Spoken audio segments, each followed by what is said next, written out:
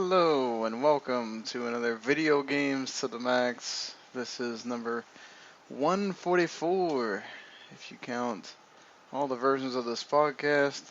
And I'm your host, Sean Garmer, and this is the official video games podcast of 41mania.com and WTMnet.com.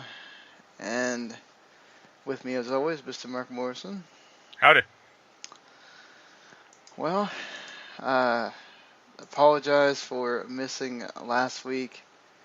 Just work has started to become a bigger deal recently because it's starting to get into the holiday season, and the schedules just didn't match up with everything else that we got going on. So, apologies for that out of the way. It's been a little bit. So, About 2 weeks. anything been going on with you, or? Not really, just playing games. Trying to review one of them. Yeah. Same here. So, trying to review two of them, and one of them I'm done, just have to actually find the time to actually review it. So, yeah, might as well start there. I know you're doing the review for Civilization 6, and you're telling me that your thoughts aren't necessarily everybody else's right now, or with everybody else's, so you kind of don't know how to feel on that one. Yeah, I kind of don't like it. Which is a bummer, because we both paid for it. Yeah. I think it has, the fundamentals. It could be a good game, but the AI is broken. I've played 7 matches, or, 7 games, and I got declared war on, within 50 turns within 5 of them, even on, the easiest difficulty, and I was like, huh. I don't like the district system much. I don't understand why it's there. And So what does the district system do? well, and in Civ 5, and I guess in other ones, I haven't tried them, you just build a city, and you build everything in that one city. It doesn't matter, space or anything. Right. In this game, you have to actually build districts, like a university, like a science district, I forget what it's called, or a military district, or a finance district, and then you can build specialty buildings in there. For the science one, it's build a library, build a university, and then build a research lab. And you can't actually build these things in your city. You actually have to build them in a district, and a district takes up 1 tile. So, and also, not natural wonders, but the great wonders you build, they also take up a tile. And I don't understand, they dramatically reduced the number of buildings that you can build in a city. From 50, that seemed like it was in Civ 5, to about 6 in this one, because of the districts, but they also removed a lot of district stuff too, a lot of other buildings. So it feels like the cities aren't just varied enough. They should have either committed completely or not do it at all, and it's a very weird half step. Yeah, it's just weird. Diplomacy's a mess. I can't play the game with the religious victory turned on because I just get swarmed by missionaries that just destroy me without doing anything. You can't tell them to leave you alone. I've not found an option for that.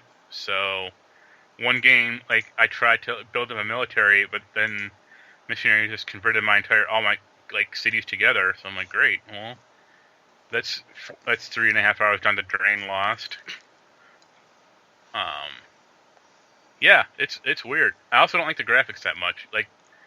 It's going for this cartoony look, which is fine, but once a unit moves out of the map, it goes to this weird cartography map thing, Fog of War, and I'm just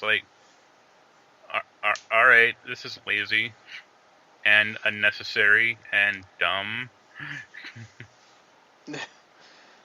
So I mean, that thing you were talking about where you get attacked, I've seen other people talk about that as well, where it seems like eventually they just kind of get randomly just They just get attack happy.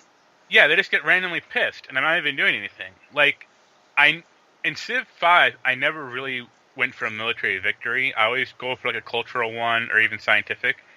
But in this game, you have to go for a military victory because the minute you try to build like a city with like the hanging gardens, like that immediately just turns everyone against you, and I'm just like, leave me alone. Like I'm just over here building something.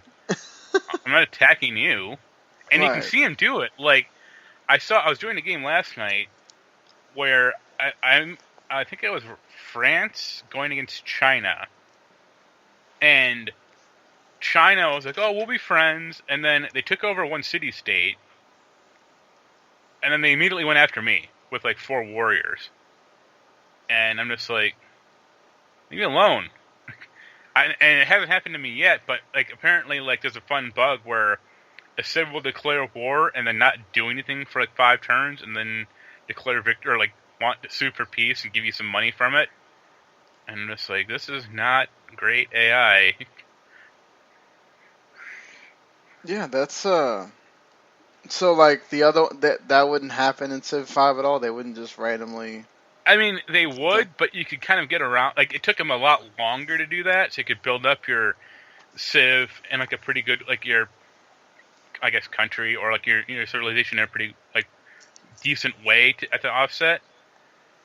This one, it's happening within 50 turns, and that's not enough time for you to get like your bearings together. Like, I'm just I'm barely creating a second city, and they start attacking me. I'm like, this is not fun. So even if you just went total military That's crazy, the only. yeah. Well, that's the only way you can do it because then they back off from you. But then that eliminates like the idea of building like your own great wonders or like exploring or trying to start a second city until like you have 6 warriors around that can like defend it well enough. So Yeah. basically, it limits your creativity of what you can do. Oh yeah. Yeah. Uh, Yeah. it's just not fun. And I did try one game with Cheat Engine, and that was fine because they declared war on me. I just instantly bought like 6 warriors to go fuck them up, and I was like, well, you started this, so I'm going to finish it, I guess. But Yeah. Yeah, I can see how that's annoying if you want to go these different paths, and it's basically forcing you like, okay, well you better build up your military first, and then you can do other. Is there like a turn limit or anything like that? well, there's never a turn limit, but it's basically like when you get to 2050, there's a score limit, so it'll aggregate like how well you're doing against the other civs up to that point. I mean, you start in like 3500 BC, so I mean, Oh, okay. the turn limit I guess would be like 500. Yeah. But it's a bummer because like there are some good things in the game. Like there's a new like research quest system where like you research something, but it'll have like a little very simple quest attached to it, like to speed up archery, go kill an enemy with a slinger, like your basic ranged unit, and that will like increase archery, or like to increase astrology research, find a natural wonder, and you do a lot of that stuff just like like automatically essentially, or it'll come in the course of the game. So that does help, but it's just buried by like just the bad AI, and like the civic system is like completely rebooted and fun, but again, it's hard to do when everyone's like attacking you for trying to go through a cultural victory. Right. So, I mean, there is. I mean, that's kind of sucks because, like you said, we both kind of spent money on it to make sure we could get the review, and then it's not about the spending money part. It's just like it's a game you're kind of looking forward to, and then it's a downer, you know. Well, 2 things for me. I'm pissed about spending money on it now, but it makes sense to me now because I loved Civilization 5, the basic model of Civ 5. They released 2 expansions that made it worse, and it culminated with this thing. So now I'm just reflecting on like, yeah, this is about how I should have expected it to go down.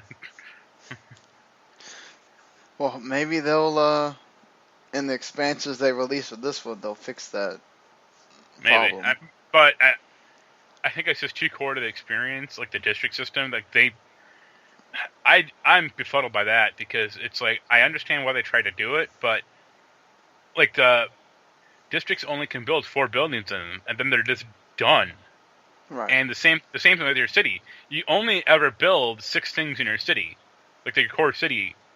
And I'm just like, what happened? Like in Civ, like even if you subtracted like economic or military buildings, there was still like dozens of crap you could buy in your city or build in your city that would like help you go along. And in this, there's like practically nothing. That's sad. Well, But I did play one other game that made me happy. what is that? Planet Coaster. What is that about? It's a amusement park simulator, Okay. like Roller Coaster Tycoon. I mean, it's like that essentially. I think it's made by some of the same team members, for God's sakes. It's the first in the series in that genre game I've ever actually liked. Interesting. It's like, oh, go on. No, I was just saying, like, why?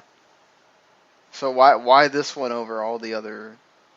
Well, it has a very clean interface, and you can actually find stuff like very easily. It can get complicated, like if you're really trying to like micromanage something, but on the base of it, you can plot down like paths and rides, and it's all very intuitive.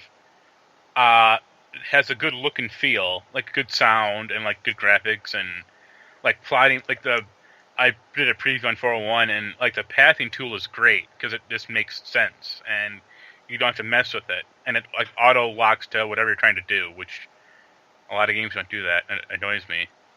But it's fully 3D, which is helpful because then you can actually like really think about where you want to put something, and yeah, it's just a really good game. So I'm looking forward to it when it comes out in a few weeks, and yeah, it was fun. Oh, so it's like an early access. Yeah, I did a preview, so Oh, okay. the full game's out. I think on like the 13th or the 23rd or something like that, like 2 or 3 weeks from now. Oh, okay. Cool. But yeah, I was surprised because I always want to like city like simulation games or like amusement park games, but I just lose track and get bored and they bug me. Right. And this one didn't. Always. So, That's how you know you don't get bored. It was good. well, I mean, this one had some quirks to it. Like the tutorial wasn't in there. That probably would have helped a lot. And like they had no campaign. It was just like free for all or like God mode. But yeah, it was just nice to plop stuff down and like have your little amusement park visitors like go to it and go like, oh, the roller coaster's popular. Anything else? What is it? Sniper Elite 3. Yeah. I'm playing all the hits. Isn't that the one that people sort of liked? It's fine. Like I maybe I don't know, but yeah, it's just a sniping. It has more action than like it's more of a shooter than you would think. Honestly, like it's not like pure sniping. Right. It's it's a stealth shooter, I guess, but it's fine for what it is. Well, that's good. It's fun to see people's heads explode or like their like skull shatter. Yeah, I can never go wrong with just totally blasting someone's head off. Just at least there's always fun in that. And tomorrow I'm picking up Call of Duty. Yeah, there you go. We'll have some thoughts on Call of Duty the next time here. So that's of course everybody is anticipating that, even though apparently the reviews are not so favorable, but we'll see. Although the one I just read was pretty good. I mean, it's weird. Normally, it's got like 90 somethings. I guess probably because there's a lot of people that are, the mass of people probably aren't reviewing it till like tomorrow or a couple days from now. So, Family has like a 79 already. I mean, it's franchise fatigue to an extent. The thing I read was basically like it's very good single player, but the multiplayer is kind of getting long in the tooth. Yeah. And that's fine for me because the single player is what I'm coming to that game for, essentially. Exactly. Yeah. I mean, we're not everybody though. A lot of people are playing it for the multiplayer. Oh yeah. But I'm actually really coming to that game just for the Call of Duty 4 remastered. So. Yeah, there you go. Well, I mean, sucks you can't go sell your Infinite Warfare disc because you have to have that. Well, once like Call of Duty 4, once like 2 months from now, and Call of Duty 4 remastered just goes on sale, I'll buy it then. There you go. Because you know it probably will. Yeah, Activision's pretty quick about making those things go on sale. Usually for it to drop after that first sale, though, is what is weird. Like, it seems like it'll stay at like $40 or $30 for like ever. Yeah, I think it's Black Ops 1 is still $40 on Steam. And why? Fuck that. Like, I don't have that game, but I don't think I'll be buying it. If it dropped to 10 or even 20, I might consider buying it, but not at 40. Exactly. It's like 40, and it's how old now? 6 years, maybe 5. Yeah, they're crazy. Like, y'all are Nintendo, get out of here. So the game I played is World of Final Fantasy. I picked it up on Sunday afternoon, so I know I'm technically like a week behind or whatever, but it is what it is. The game's actually... Now, I haven't gotten to the part where everybody... Apparently, like, once you hit that halfway point, which I think I'm almost there or probably getting close to, supposedly people start getting tired of the battle system. And I can kind of see that. But that's any RPG, honestly. Yeah, I mean, this one, it's very... The thing is, too, it has a very Kingdom Hearts or Final Fantasy 13-2 type story that's, like, all over the place. So, it's either you're going to get lost in what it's trying to say, or you're going to get really into it and want to pay attention. But there's a lot of, like, little mysterious words they try to ping you with, like Kingdom Hearts, and you're trying to figure all this stuff out. And then there's... how they bring out the old characters, which are like champion medals. So like you'll meet the character and then eventually they'll become this, either right away or after you do the quest that involves them, they'll become the champion medal, which is like basically your basically like a summon or just this special thing that you get, like an overdrive basically. And you have 3 overdrive stars. They call it champion stars, but you can have 3 champion medals on you at all times. There's obviously more than 3. Like if you get the day 1 edition, you get the Sephiroth medal. So I had him from the beginning of the game, and he's pretty awesome, obviously. And but like right now, I have the Warrior of Light, which is the first one you get, which is obviously from Final Fantasy 1, and then Refia from Final Fantasy 3, and then Tifa is like the next one you meet. So I had to take away the Warrior of Light and put the Tifa one in there. But I mean, it's cool because it is really like a love letter to Final Fantasy fans. Like, you get the old turn-based gameplay, but it does have a quick menu in case you don't want to do that. But there is parts of it where, and you can set your quick menu to whatever you want, but if you want to get further into what your abilities are and all that, you eventually do have to use it. So if you don't like turn-based and you don't like slow battles, this may be a problem for you. This is kind of what this game is. and you don't have to be in the chibi form the whole time because you can make them be normal size or you can make them be chibis, and then it depends on because the whole point of the battle system for this game is it's very much like Pokemon.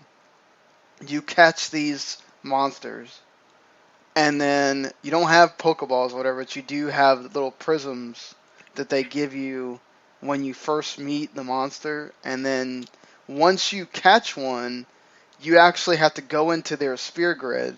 All the monsters have spear grids, and unlock the ability to catch more than one of that monster.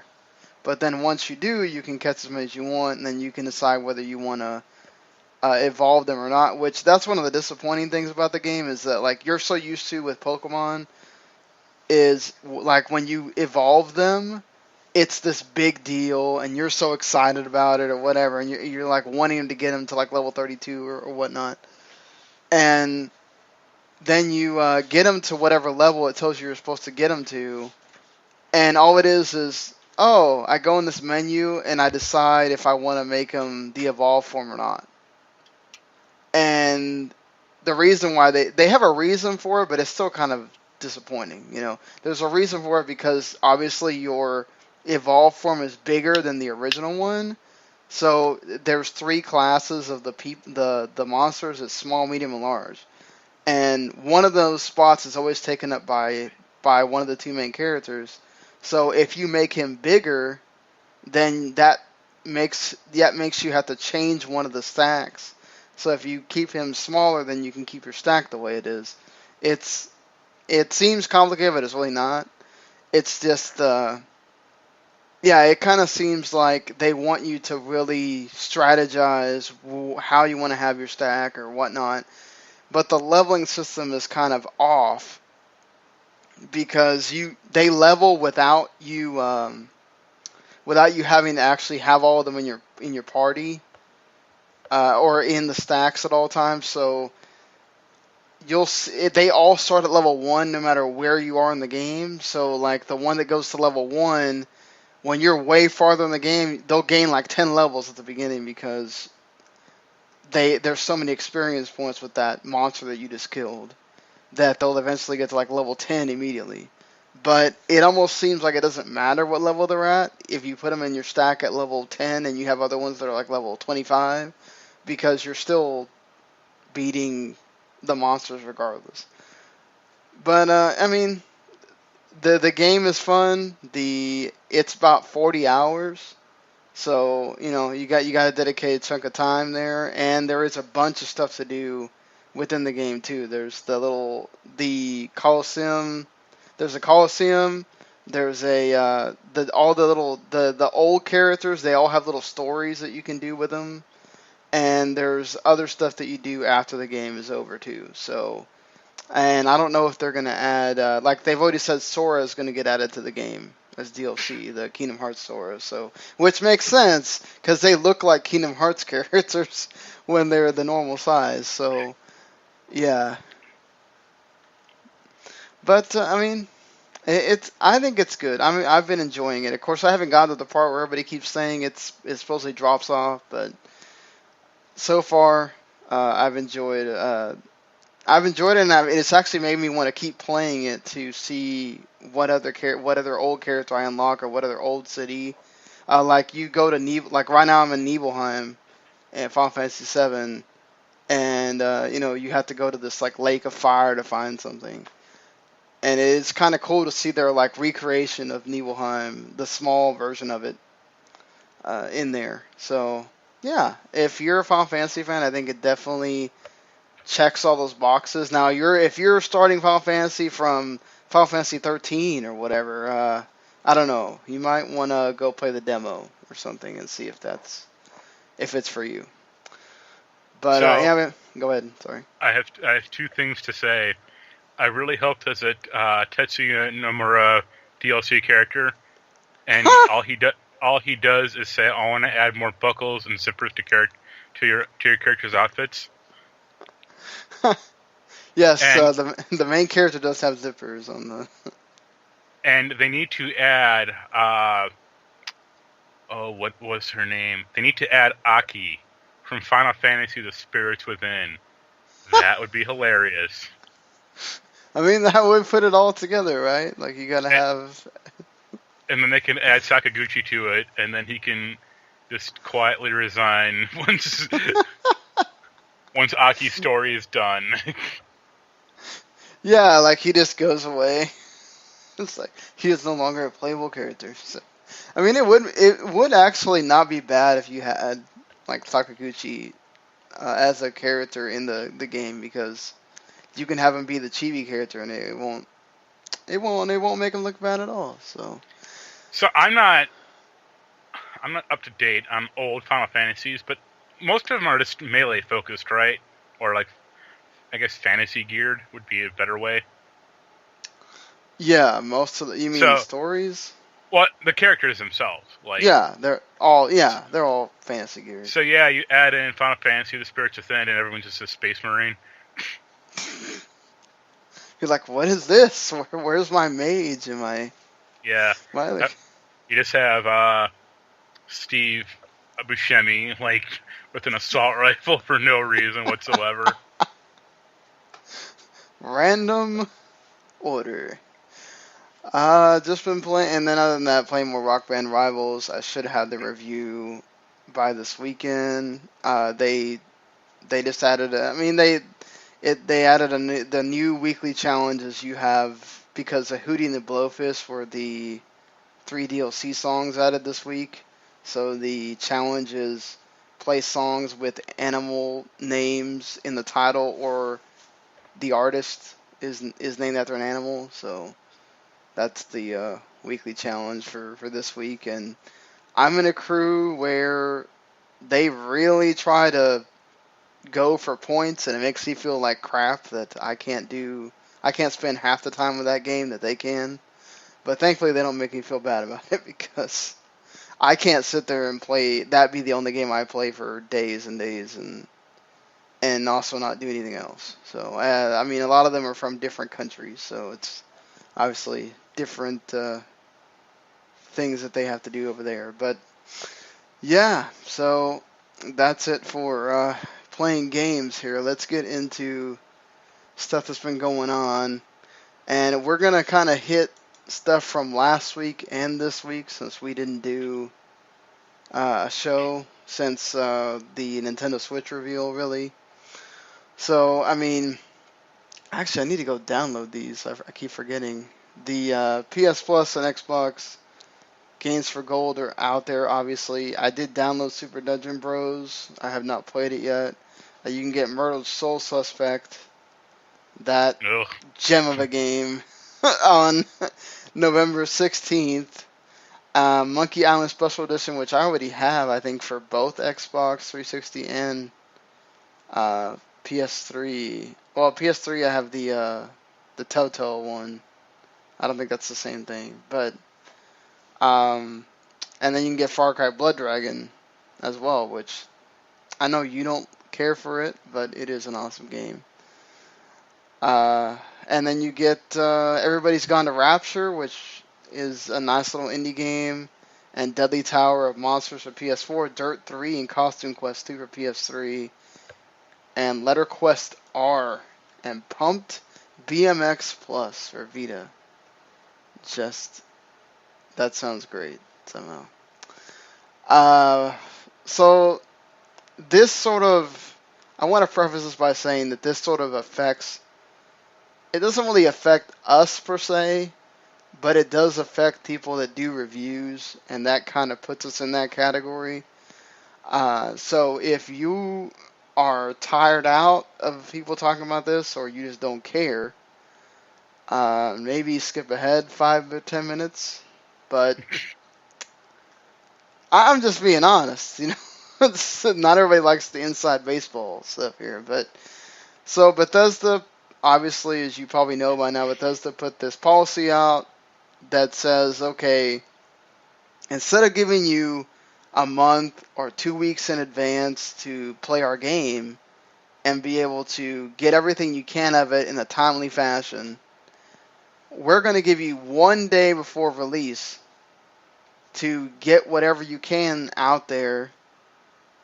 And you're still embargoed, I think, until that day of release. So you have like one day to play whatever you can, and you either decide whether you want to do a review in progress or you want to just go ahead and do the review right then, or just wait until days after, which obviously studies show that the later you wait to do the review, the less people care, and that's just with anything. But this is obviously Bethesda's in this for showing that it doesn't matter about reviews, that people still buy their games, and they have every right to do that, obviously. But this just seems like really backwards compared to how it's always been, and the reason why it's always been that way.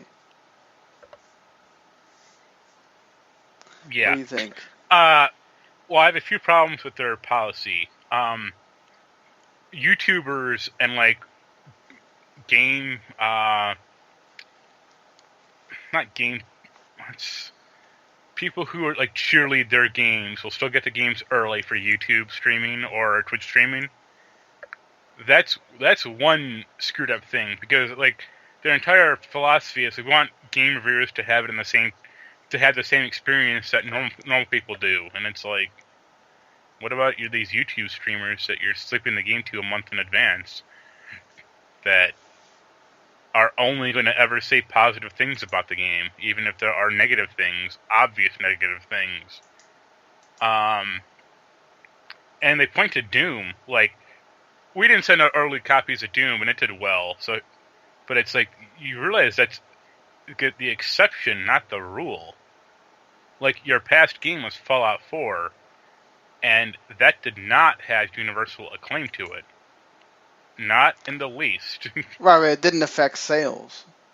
Yeah, but they're looking at this, I think, more like a Metacritic thing also. Like, we can, if we artificially boost the Metacritic, at least for a week, while everyone's like scrambling to review it, then it'll say that our game got 100% instead of the 78% it's going to eventually drop down to. Well, but that's the thing, though. Like, those YouTube reviews don't count towards Metacritic. What they're trying to do is so that you can't go to Metacritic and read like 3 or 4 reviews and go, okay, I'm canceling my pre-order. They're going to make you sit there and go, okay, do I want to wait, or when I go on Twitter or go on Facebook or go on YouTube or go on Twitch or whatever, and I see people playing the game and these people are saying, oh man, this game's great, whatever. Oh, damn it, I can't wait and I'm going to buy the game. And then, they find out they don't like it. Well, here's a good example. Skyrim, their their remastered edition, whatever the hell they're calling it, that has the same bugs in it that original Skyrim had. That's messed up. Like, that should have been fixed.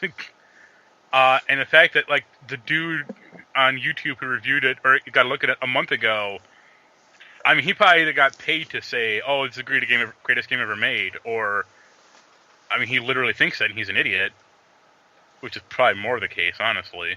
But people can be critical and not be negative about the game. And, like, this is like Bethesda just trying to squash any negative feedback on their game or any criticism. And I'm surprised they just didn't say we're not going to send out any review copies anymore. If you want to review our game, buy it.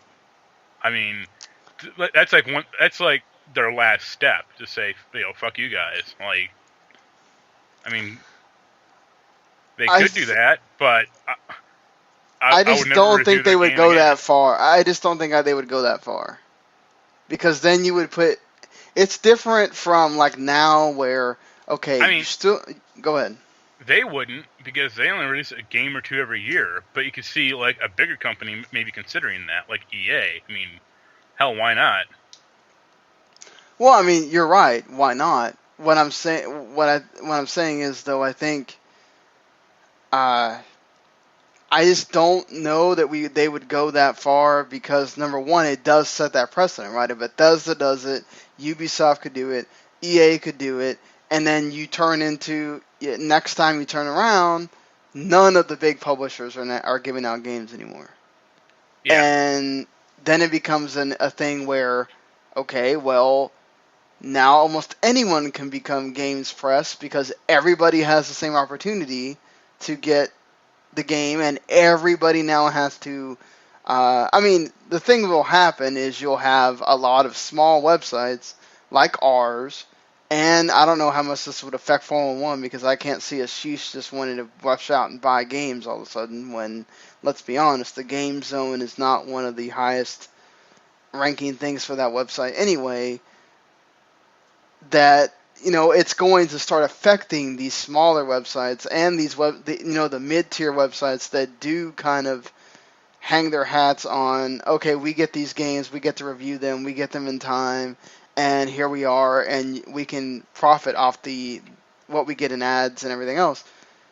That would just put it in a negative way for the media, period. So I just don't see them doing that because they don't want. Then you're gonna get the negative press whenever you do get the people buying the game and then reviewing it because they're gonna say, okay, well, you don't even want to give out games for criticism anymore. Well, then we're gonna say whatever. They may not be as unbiased as they were previously. If you keep the same thing with the media, even if you're telling them, okay, well, now you're gonna have to work harder to get the game out in the same amount of time that you used to, which is going to piss off the reviewers and make it to where they're not going to sleep very much, and it's going to make them maybe not review the game as well as they would have, which, that's a problem too, but Bethesda doesn't care about that part, is, it's just, at least you're keeping that relationship the way it's always been, just you're not getting it ahead of time anymore. I think they don't want to go that far because then it's another whole different thing. And I really hope they don't because even though we personally don't get, I mean, right now we're just starting to get review codes. And I don't know if that's ever going to happen for us where we get review copies really early. I know 401 does, and I have from 401 previously a couple of times. But still, it does help. It helps a lot to be able to have that time. And then, okay, the game comes out this day, the embargo lifts the day before at noon. Okay, you got 2 weeks to review this game, and then it's going to be out right around when the game comes out. More people are going to read a review than the way it is right now for a lot, for us and for other companies where, oh, we have to wait till the game comes out, and then we have to get the review code, or we have to go buy it, and then you have the 2 weeks, and by then it's very hard to get readers and stuff like that. But this is just a pain because I feel bad for those big sites that now. I mean, I don't feel bad for them because they're getting paid for this, but in a way, it's a bad precedent that it sets because other companies could do this now. Yeah. I see, something like Dishonored 2, that could probably get blown through in a weekend, honestly. But something like Skyrim, at least a week or two, you'd need to, really, involve yourself in, looking at the game again, and it shows also, a lack of confidence in their games, honestly, to me. If they were... look at movies, for example. When you have a movie that didn't get reviewed, by critics, that tells you something immediately. They weren't confident in their movie. And sometimes it works, most times it doesn't. And the same goes for games. Hey, Doom worked, but not every game that doesn't get, advanced... not even advanced copies, review copies. Because a lot of games a lot of people don't send out reviews. Or review copies of their games. And that tells you something immediately. They're not confident. And if Bethesda actually thought that the games were good, or that Skyrim is going to knock it out of the park, or Dishonored 2 is going to knock it out of the park, they'd be sending those games weeks in advance and saying, look, it's not done, and the day one patch probably hasn't hit yet, but we are confident in this game and want people to evangelize it when it comes out. And the fact that they're not, yeesh. Right. The same thing happened with what was it, Unity, Yeah, that they didn't do this for, yeah, and then guess what happened? yeah. I And then mean, all of a sudden with Syndicate, they did have review copies.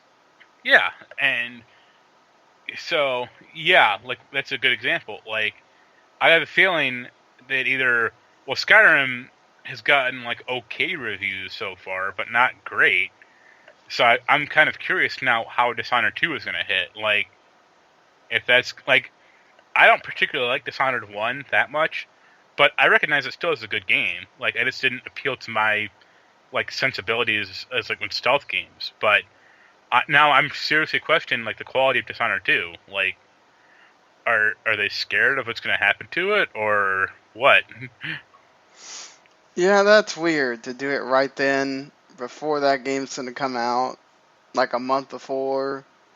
Are you worried about the quality of your game? Are you worried about it not being as good as the first one, which was getting some big time Game of the Year honors? Or that's a lot to live up to. I mean, they do have a lot of marketing for the game. I've seen the commercials for it everywhere, but I mean, if this was a policy they would really want to implement, they should have implemented it. They should have implemented it after Dishonored 2, when the only thing they have, two games they have are next year are a ways off, and that's Prey and Quake Champions. Like if they said that this in like December, it probably would have been fine because their games for this year would have already been over.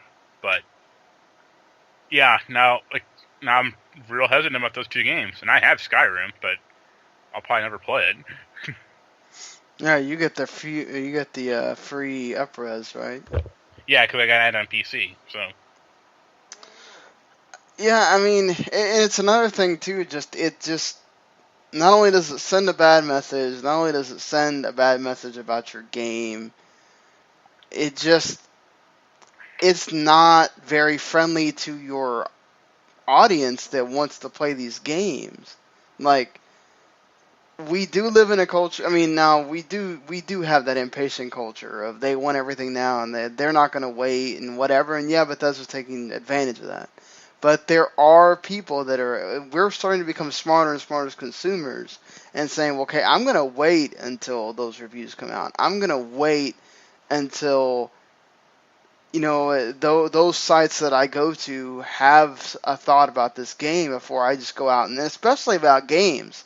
Not even talking about, and people do this with movies because it's just not, it's there's just that stuff comes out faster. the Um, the difference though is there aren't fucking pre-order bonuses associated with movies like there are games.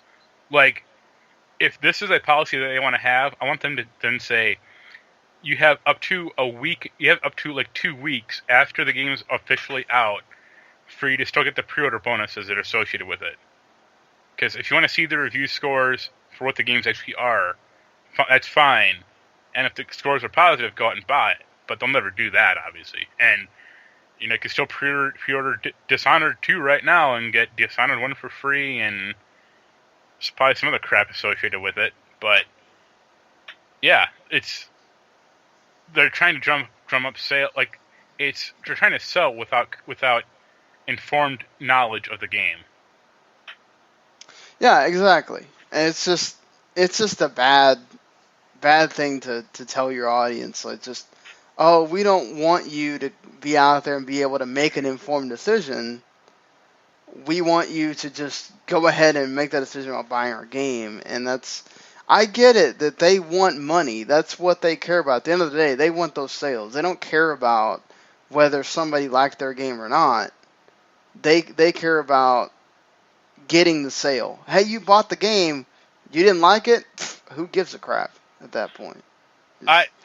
There's two things I'll say. The first is the funniest thing about this really is the guy who said it, this guy named Gary Steinman.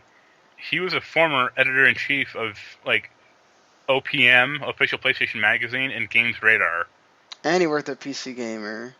Yeah, and Yeah. it's like, wow, they really corrupted you, didn't they, guy? Yeah. And the second thing is yeah, they want the sale, but like I am actually pissed about how Fallout 4 eventually ended up being. Like I feel hoodwinked on that game to a pretty large extent, and I'm not the only one. Like the way their base building turned out, their fucking season pass that I spent $30 on, that I got ripped off on, and a lot of other people did apparently. Like, fuck them. Like if they want this policy to go forward, then screw it. Why bother playing any Bethesda game? Well, I mean, didn't they promise more story stuff, and they only gave you 2? For Fallout 4, they have, I want to say, 6 DLC packs. 2 of them are story stuff. Both are pretty hit or miss in terms of overall quality. And the other 4 packs are content packs for their workshop, like build a base mode. Right. And fuck that. Like, yeah, you were not a big fan of that. Honestly, it should have been reversed, because their past Fallout 3 and New Vegas both had 4 story packs each. And you can argue about the overall quality of some of those packs, but at least one pack in each game was like stand out above the rest. And this game had neither. Like, it had some Massachusetts one, I think. I think that's where you go. Like, an old, like a swamp area that's like covered in fog. Has like an okay story, but like nothing revolutionary. And the other one is Nuka World, which is basically you can't play as a good character. So what's the point? Right. So yeah, like they don't want people getting early reviews or early copies to review it. Fine. Like, there goes my money. Yep, exactly.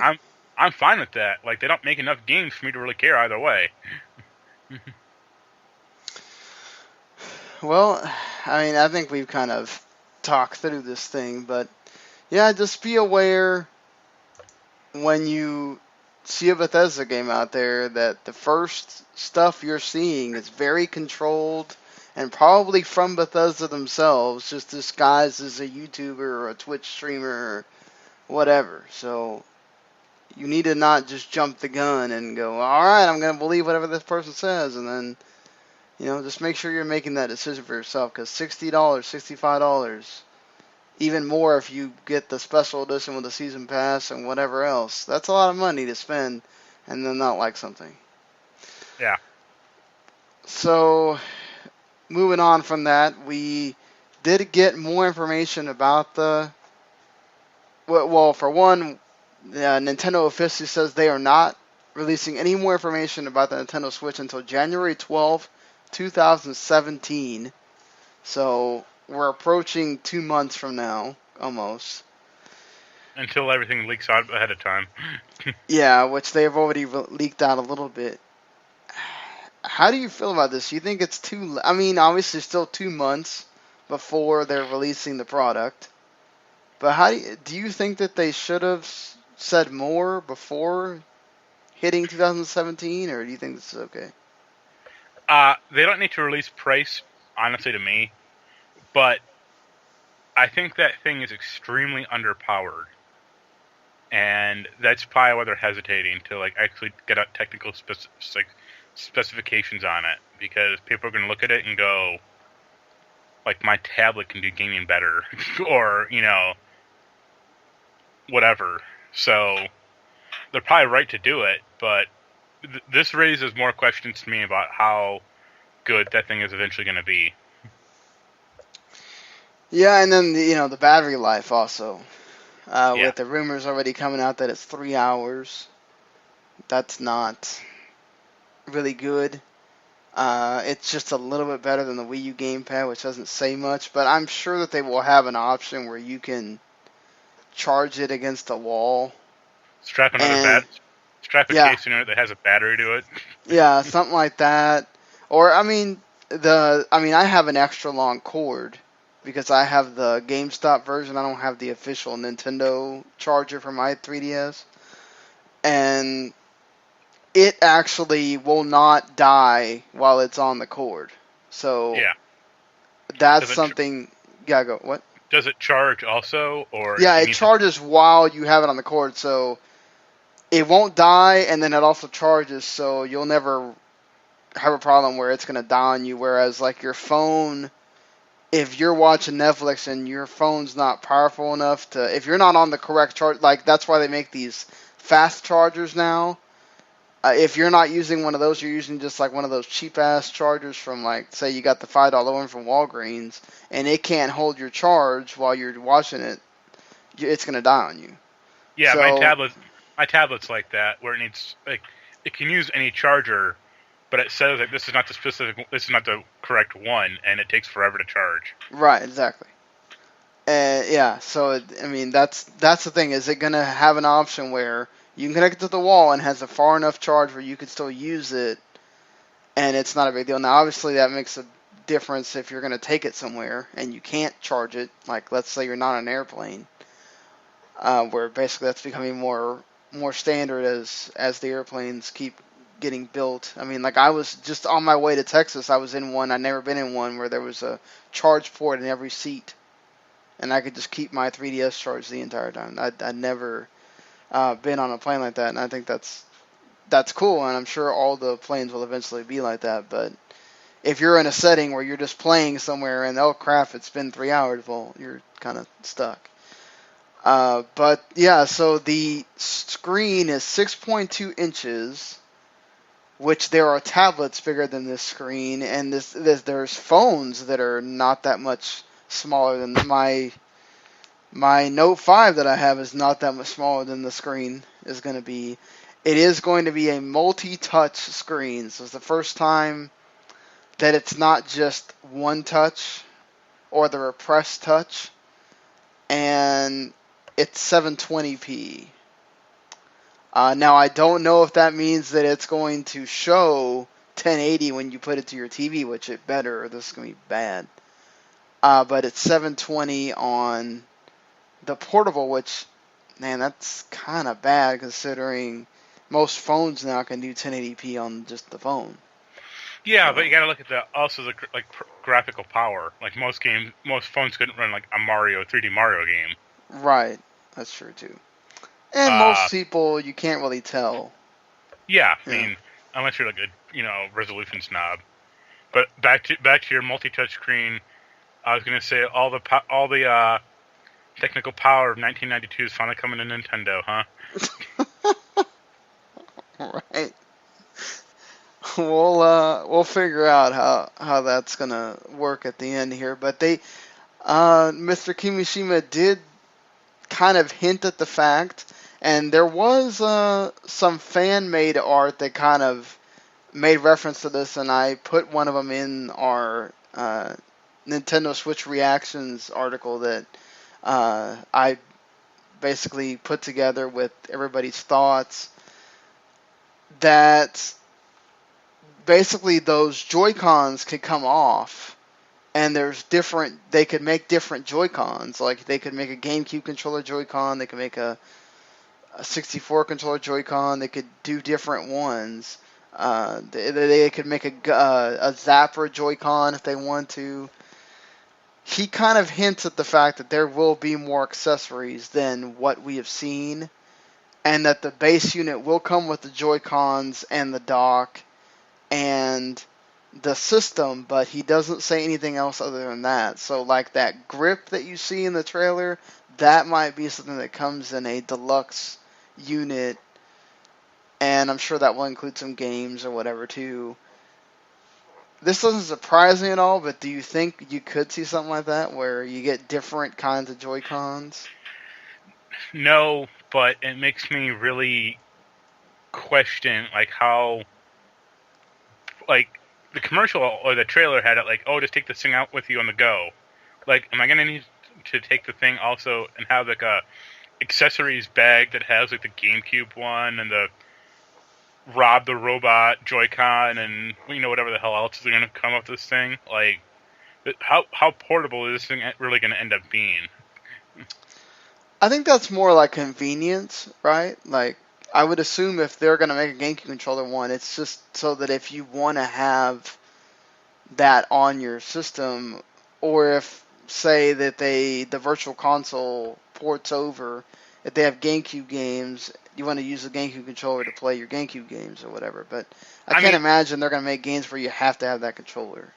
Honestly, they should just have, I don't know, they haven't said the specs of it, but they should just have this thing be like Bluetooth and just say, pair whatever, like we'll release an N64 and GameCube Bluetooth controller, but if you just want to pair up any controller, feel free. Like, that would be rad. That would be, but I just don't see Nintendo wanting to encourage you to use other controllers that are not theirs. Oh, God, no. But that would help. Oh, and totally. And then you could use the Joy-Con for, like, your computer if you wanted to. I mean... I agree. I don't know why you would either, but it's... Yeah, and we still don't even know if there's multiple batteries in this thing either. Like, if each one of these things needs to charge, like if the Joy-Con has to charge, and the battery inside the thing has to charge, and whatever else, like, that's a lot of things that have to be, powered. Yeah. He did also mention that they are hoping that they're confident Super Mario Run is going to sell just as well as Pokemon Go. Just because, Mario is Mario. And he says that there will be a free-to-play aspect to the Mario game, but there'll also be a price you can pay, and you can play basically the entire game. That really doesn't surprise me after what happened with Pokemon Go, because it seemed like they were totally against this. Then Pokemon Go sells, and they go, "Oh well, now we kind of need to do that, don't we?" The thing about Pokemon Go is it was a social cultural phenomena. Like, the idea of it was to go out, possibly meet some new people, but just wander around your neighborhood and collect, the monsters. What are you going to do with Mario? Like, go around and try to collect, like, the bullet bills in your neighborhood? Or, like, a Wendy O. Koopa? Like... No. I guess they just think that everybody's going to want to run with Mario on their phone, and perhaps that's the case, but I don't see it being this big thing, especially when you're cutting out Android, because it's only coming out with iOS. But, Android still has the piracy problem, and they always will.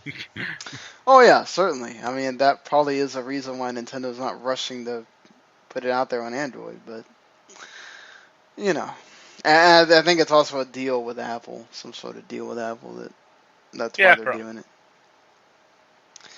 it. Now, here's something that we heard before, and I wonder how long this is going to last. Because remember when the Wii first came out, or was it it was the Wii. No, it was the DS. It was when the DS came out, and they were saying, okay, we have three pillars. We have the DS, we have the GameCube, or was it the Wii? I don't remember. And the GBA. The GBA is still going to be there, guys. Like, don't think that that's going away. Well, now they're saying the same thing here with the 3DS. That the 3DS is still growing. The console still has momentum, which is true, obviously, by the fact that it keeps growing in sales month after month here. But he doesn't believe that the Switch will be cannibalizing the 3DS. He says the 3DS will continue as its own separate device, with its own separate gaming experience, with its own games. So, should we be worried about that we won't still see a Pokemon game on the Switch because the 3DS is still going to be doing well? He's a liar.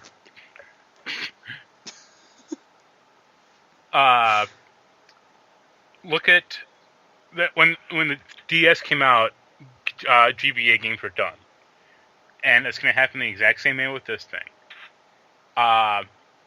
If you exclude Pokemon Sun and Moon, which aren't out yet, can you name me one good Nintendo-made 3DS game that happened this year?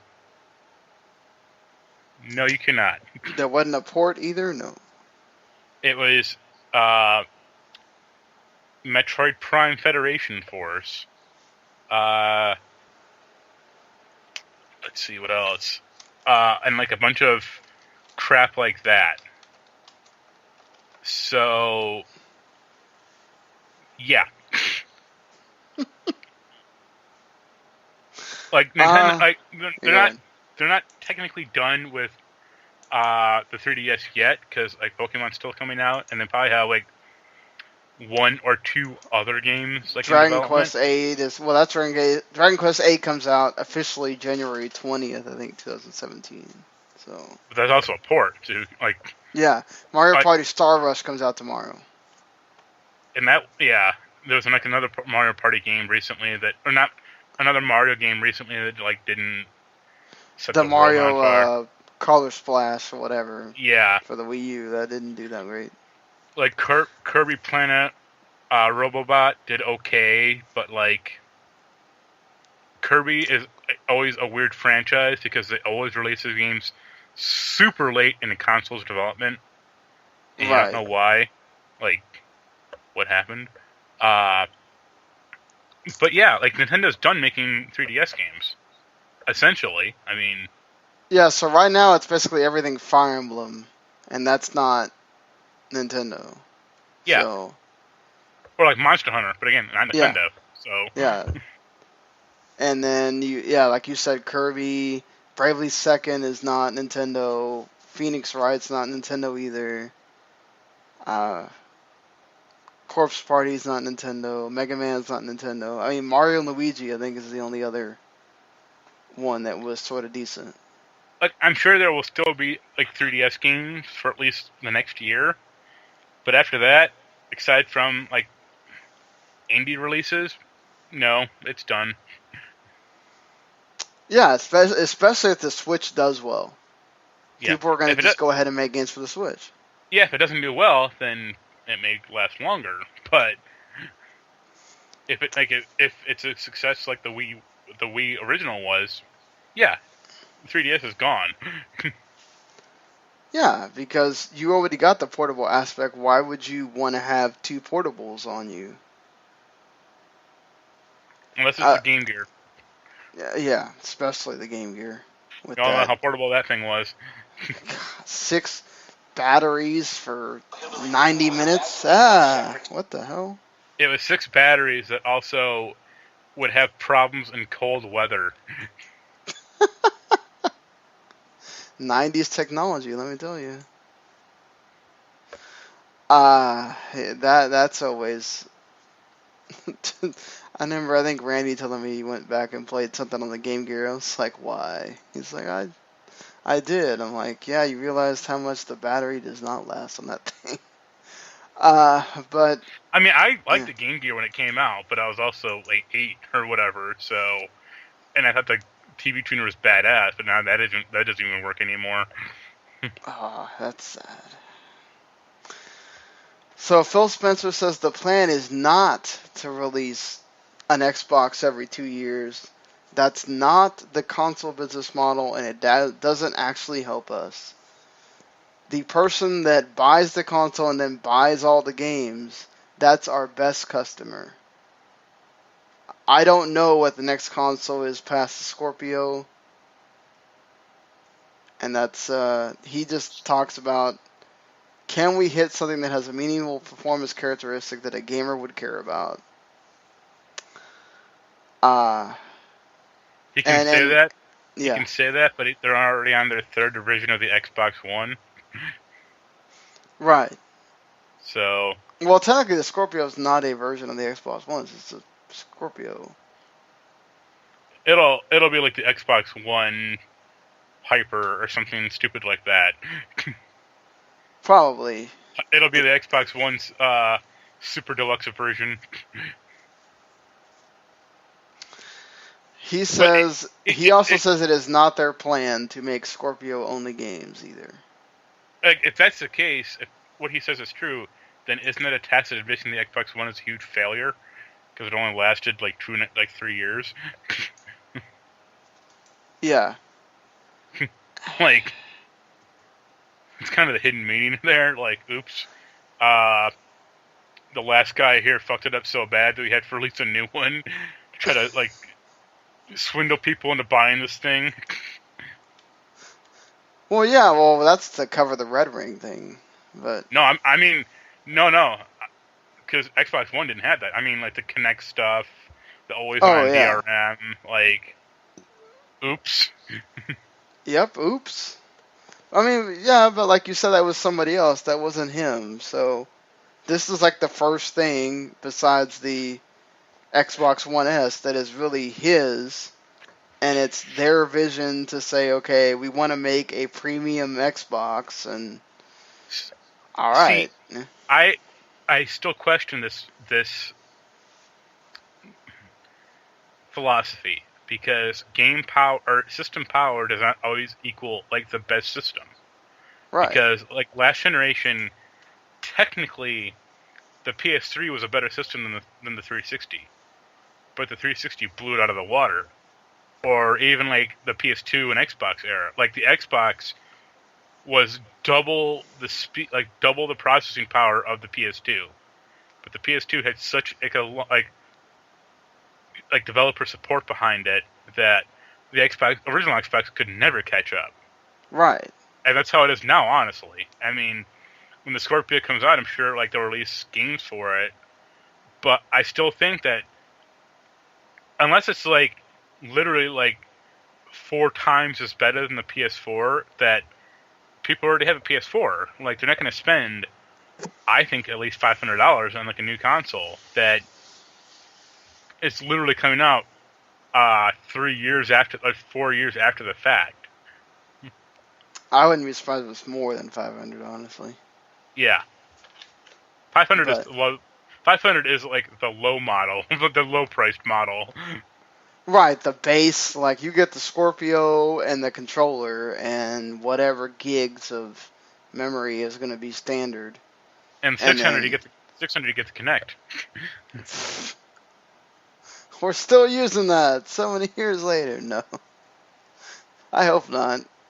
But I really wish you he know, would just say like it'd be nice if he was just straight for once and just said like the Kinect was a failure. Like we're sorry.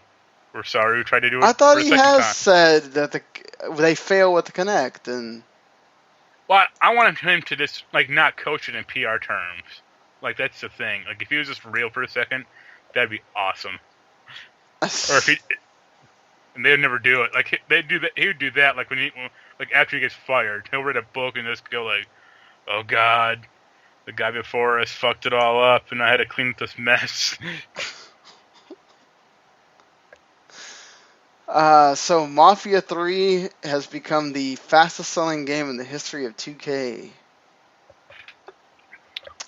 Due to sold in numbers shipping to stores 4.5 million copies. I find it interesting that they do not have information on the sold through number, just the sold in number. But No, they do. I saw it. I saw reports that had it. It was about 1 million copies. isn't that kind of sad? I Well, mean, considering they need to sell 8 million to break even.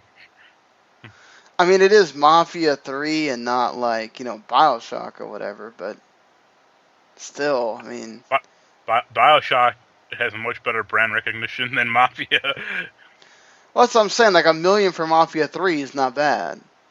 Yeah, but if you need to sell 8 million copies to break even, that's bad.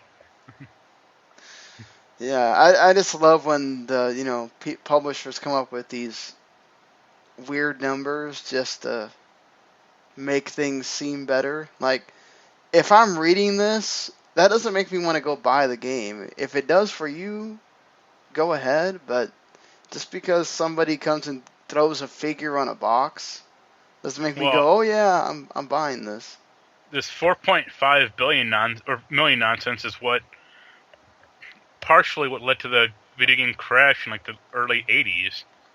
Because that's how Atari's smelly like accounting practices went. Like they're like, oh, Pac-Man is the biggest video game ever, and it's like, yeah, because you're forcing stores to buy it, and then people returned it because it sucked. Like, Yep. That's always. I mean, Mafia 3 doesn't suck. It's getting very much critical praise, but I've seen just some pretty tepid response to it.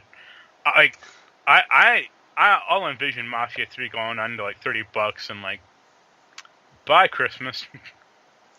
well, oh yeah, it'll be a Black Friday deal for sure, and then might stay at that price after Black Friday. Yeah. There is more. They've detailed the season pass for Watch Dogs 2, which the first DLC is going to come out December 13th. You'll get new stories and co-op missions and stuff like that. So you pretty much knew that was going to happen, but it costs $40 by itself. I mean, it's cheaper than most season passes nowadays. That's about the standard price. Like the 50 is like for Call of Duty and Battlefront and whatever that come out with like a zillion packs, but 40 seems to be the standard. Like Fallout 4. Yeah, like Fallout 4. That being said, GameStop says that all their big games in October did not perform well for them. They underperformed, according to GameStop.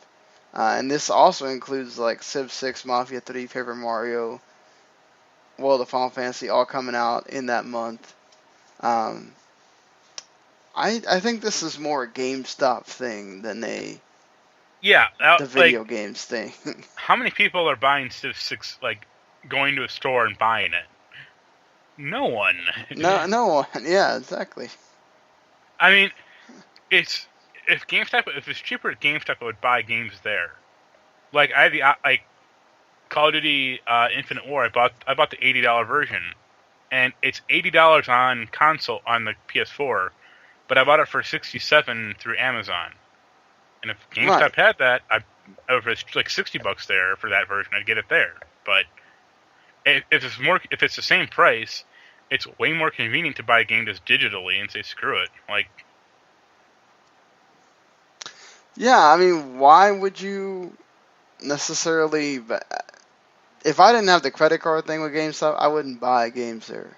I would just buy them digitally, or buy them from whatever store I happen to go to.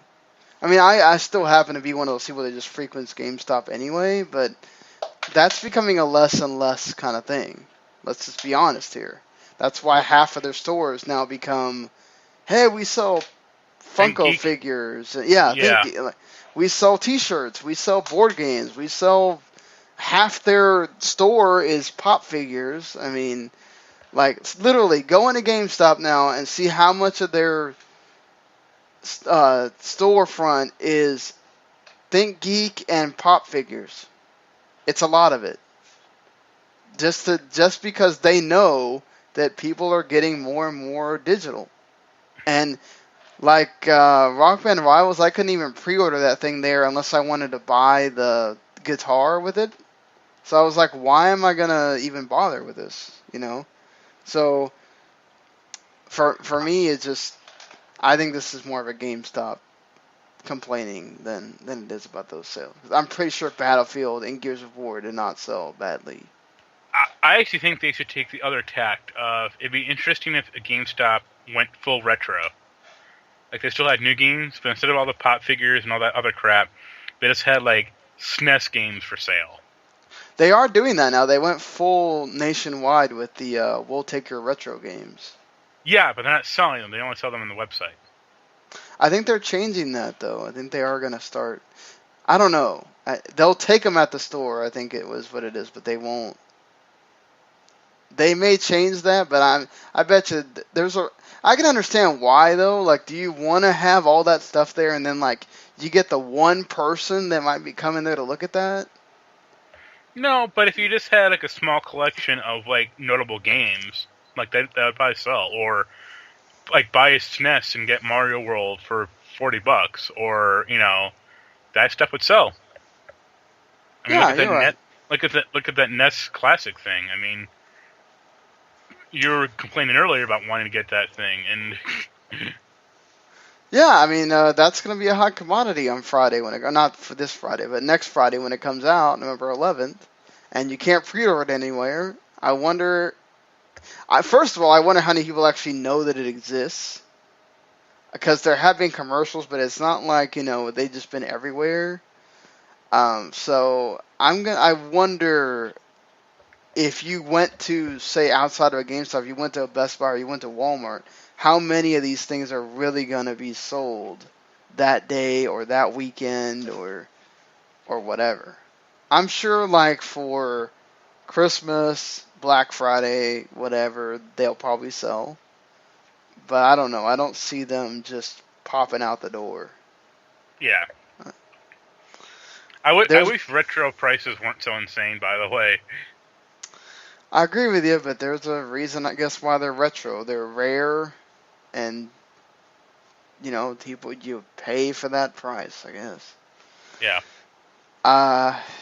Kingdom Hearts Collection is coming to PS4, all in one box, one disc, and the main games will run at 60 FPS, so that's cool. I'll probably pick that up if I can. I already have them for PS3. I don't know if I'm going to buy them again. Yeah, I have 1.5 for PS3, but I don't want to. My PS3 is just too janky to play it, so. Yeah, I mean, I just don't think they'll make too many, like, it's not going to make Chain of Memories any better or some of the other, like, smaller games. No, I'm only playing this for 1.5 and Kingdom Hearts 1 and 2. I can give a fuck about all that other crap they're packing in to try to explain their half-baked story. Yeah, I wanted to play through the whole story again, and I was just like, man, I cannot. I'm going to have to go through and play the GBA version because this is just ridiculous on PS3. It's so slow, and but I think I saw recently, Kotaku had a thing a few days ago about their guide to Kingdom Hearts' baffling upcoming titles. And it's Kingdom Hearts 3, it's Kingdom Hearts 1.5 and 2.5, Kingdom Hearts HD 2.8, Final Chapter Prologue. Yeah. And that makes me want to shoot who's ever doing this Kingdom Hearts. Nomura, just shoot Nomura. Yes. Speaking of Nomura, Final Fantasy 15 is finally gone gold, so that means it will come out November 29th. Did you hear Last Guardian actually went gold? So that means it's actually going to come out in that December spot. But until they find like a critical bug and it takes them 3 months to fix it. Or they go, oh crap, we're coming out in December. Maybe we just need to push this back a couple of, like, a month. I mean, I'm joking. They can't do that because that's all that Sony has. It's depressing when you think about it, but it's all. Oh no, I agree with you. I agree with you that they're going to do it just because. But yeah, man, I don't know that this and Gravity Rush wouldn't have sold equally at this point. But it is what it is. I mean, so there's apparently now a multiplayer mode that's going to come as DLC that they have been really quiet about until all of a sudden right now. It's going to be the last DLC pack that comes in the season pass, and it's called Comrades, and no idea if it's going to be just like its own separate mode or you're going to be able to do this throughout the game. But basically, I think it's just sort of trying to think about what this was. I don't remember what this actually sort of is, but it's sort of like an online mode, I think, where you can play together with 4 people. Like, you all get to control one of the characters, I guess, and either play the game that way or just play, like, different missions that way. I don't know exactly, but any face off against zombies.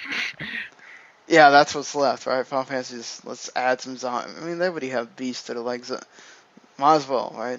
And they are also going to possibly add female characters as DLC. Hold on. I want to make sure I'm reading this right, because I thought the whole point of them not having female characters in the original cast was because it took away from them having the camaraderie of four guys going on a trip. So It's a homoerotic trip where they all discover they're in love with each other. that wouldn't surprise me at all, but I mean, it'll be like if they do have female like characters, it'll be like a 2-hour thing. I mean, I think this is making it seem like, and it'll be full of dress spheres. You can make them be part of the main game. Like, if you're gonna do that, just adding a DLC story for them, I don't think is enough. Like, I think they would just interchange the character with somebody. Like, he does have like Noctis, or Noct has a character he's like betrothed to. Like, they could have Princess Luna be one of the playable characters instead of one of the other guys, I guess. But I just don't see like people just going, "Oh, I want a DLC pack with her." You know, but instead of they'll have a DLC pack with Sydney. right. I'll find a way to get Chocolina back in that game. Oh, Chocolina will probably just be that. Chocolina is actually in World of Final Fantasy, but she doesn't call herself Chocolina. She makes allusions to it, which is what's funny. But Evolve is done. It's over with. There's no more Evolve. They couldn't drive interest in the game even going free to play. So, I mean, it's still like going on, like it's still working for now, but they're not developing for it anymore.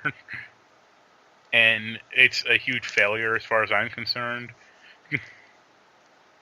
what 4v1 game has really just been a great success? None of them. Yeah. But they all keep going for it. Like that Freddy Freddy game that's coming out soon. There's another Freddy game now? Is it Halloween or Freddy? Oh, Friday the 13th, you mean? Okay, yeah, sorry, that one. Well, that'll run together for me, honestly. It seems like Dead by Daylight is still existing, but then it's like everything else just... Remember, was it Battleborn? Yes, Battleborn. Well, Battleborn's like Overwatch, isn't it? Yeah, but there were rumors that was going to turn free to play, and that doesn't surprise me at all. Because it bombed so hard, and I've heard nothing about that game after it launched, like just nothing.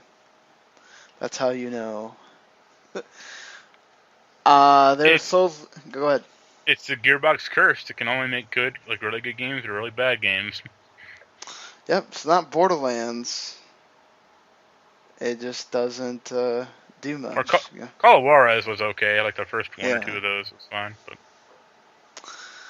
But new Tomb Raider possibly. Shadow of the Tomb Raider leaked. Don't you think it's a sequel or just a? No, it's a sequel. But what's the fucking problem with calling it Tomb Raider 3? Like, skip the pretense. Just get on with it. Like I don't need cute titles of that in Star Trek movies. Let's call it Star Trek 3. Goddammit. You know how they are starting to get now. Like if it has a number in the title, they think that nobody's going to buy it or it's going to cause a problem or whatever. So yeah, I guess. I mean, to be fair, Final Fantasy 15 is a goofy title, but they're not making 15 Tomb Raider games within. Like, at least I hope they're not. I agree with you. I hope they're not either. I mean, I love Rise of the Tomb Raider, so this is probably good, but it's also not. Crystal Dynamics isn't making it, so that has me a little worried. That has me worried too. Like Crystal Dynamics has made the last like 5. Why would you Yeah, they not have? started when they fired Core after the debacle known as Tomb Raider Angel of Darkness, and yeah, they've been making them since then, and they've all been like good to very good, or like good to great. Like I didn't like Tomb Raider Underworld that much, but that's just me. Right. The other four are great. This is one of those decisions. Square, I don't know what you're doing, but They're focusing Crystal Dynamics to work in either a new Gex game or Legacy of Kain. oh god, no, please no. So Steam finally decided to do something that probably should have been something from the beginning. I don't know why this is just now happening, but they're going to remove concept and pre-rendered screenshots and make sure that the screenshots you see are actually from gameplay. And at least they admit that their Dota 2 screenshots were wrong too. But oops. yeah, I mean, oops. I understand why they publisher or developers like put them on there. Or publishers, I mean, because it drums up interest if the game looks like amazing. But well, it doesn't help now that Steam has Steam has their like refund policy, so this probably kind of goes hand in hand with that. Yeah, they're like, we don't want people wanting refunds because the screenshots that you had to show weren't real. That makes sense. The Uncharted movie is back on. That's good. Sean Levy, from director of Stranger Things and the Night at the Museum trilogy, is going to be the one directing it. He's apparently been talking to some actors. He kind of has the idea of the guy that he wants. He says he is going to try to keep the action scenes in there because they blow his mind. And I mean, he says there's a spot for this contemporary treasure hunter movie, and he wants to make it that. Can they get Nick Cage for it? Oh God, please don't. What's Chris Pratt's schedule looking like these days? Yeah, just add another one. He's not busy with anything. Yeah. I mean, I don't really want an Uncharted movie. I mean, I don't want a Tomb Raider movie either, but it just makes sense that they would have an Uncharted movie. Get Nolan North to be Drake. That'd be awesome. I would see that movie day one if they did that. Why not? At least let him do the voice. Just have somebody else. No, because it'd be weird if it was like a semi-recognizable actor, like having a voice, like you would not hearing his voice be that character. It'd be like, what happened? Yeah, that's weird. Just I don't know if Nolan North is gonna be that guy. He's too old, but yeah. I think Watch him do Harrison Ford. They're not gonna have him, but at least throw him like a cameo role, or like a supporting actor. That'd be good. Well, I hope that it does well. One of these video game movies needs to do something. So yeah, that Assassin's Creed movies. No. I'm gonna see that. I'll see that day one. I'm gonna try to, and it's gonna be probably the year's biggest comedy to me. Just you're gonna be laughing the entire time. Like, what are you laughing about? You have no idea. Like, either laughing or crying, probably both. Donald Glover as Lando Calrissian makes too much sense. Yeah, him as Lando should be good. But I'm waiting more for the origin story of Admiral Akbar, to be honest with you. Is that really? You want that? Admiral Akbar story? Greatest Star Wars character ever. Right. Disney is doing another live action, this time with Snow White. Literally, I'm just waiting for them to just tell me their entire line of movies is getting live action. Because at this point, we might as well get there. I can't. Their live action version of Song of the South will be great. That movie was already live action. Yeah, I know. Let's do it again, remake. What's Just Morgan Freeman? What's Morgan Freeman up to these days? just not as racist. A little less racist somehow. It's funny to me that movie. That movie was like not discussed at all. But Zippity Doo is still like a very famous song from that movie.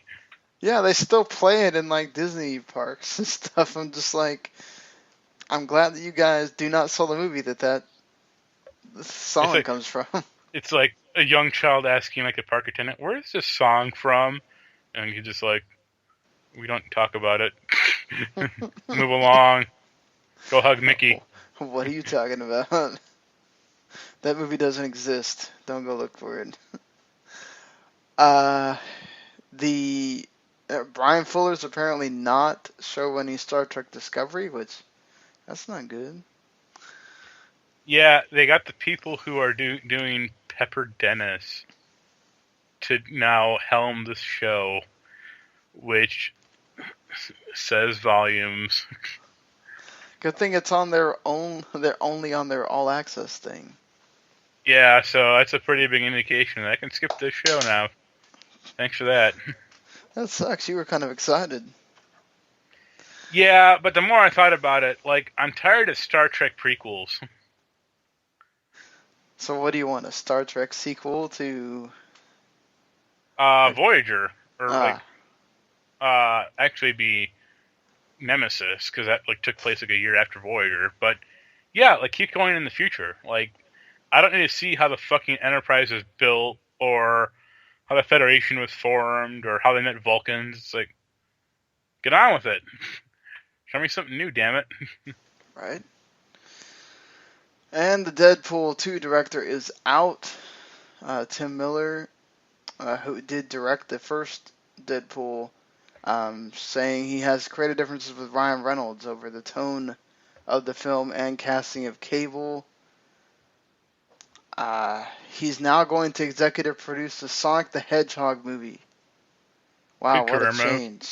Yeah, just, boy, let me tell you how that's going to wind up. Man, Ryan Reynolds getting a big head already.